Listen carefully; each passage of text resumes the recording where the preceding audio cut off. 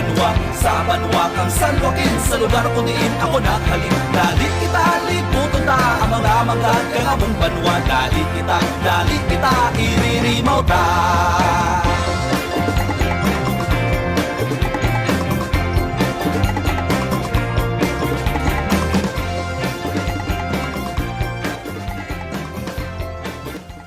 Welcome to San Joaquin, Iloilo. We're going to discuss for today is a brief history, significance, people, geography, and culture of San Joaquin. So, where did the San Joaquin name came from? The San Joaquin named after Saint Joaquin, the father of the Virgin Mary. According to the Maragtas legend, 10 Malay chieftain leads by Datu Puti arrived in Infana and settled near the Siragan River in the place called Andona. This makes San Joaquin one of the earliest settlements in Panay. During the Spanish colonial period, the town was officially established.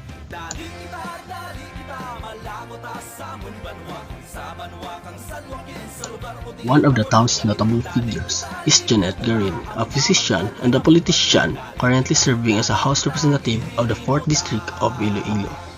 Another prominent individual with roots in San Joaquin is Isko Moreno, former mayor of Manila, whose father hailed from the town. These individuals representative the town contributions to national leaders and public service.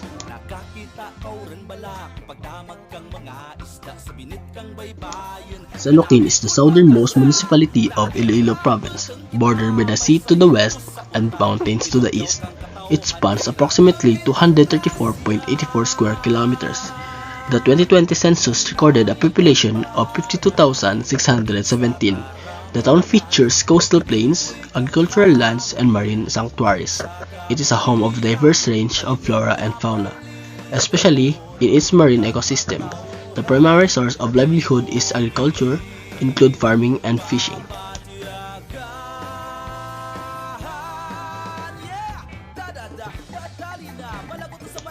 In San Joaquin, the language we use is Kinaraya.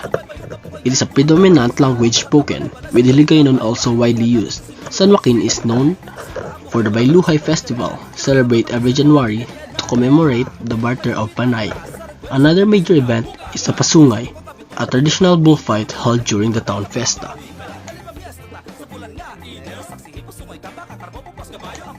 The town is also home to Garin Farm, a religious pilgrimage site and ecotourism destination, and the San Joaquin Church, the famous for its pediment depicting the Battle of Tictuan. Local cuisines often feature seafood and native sweets.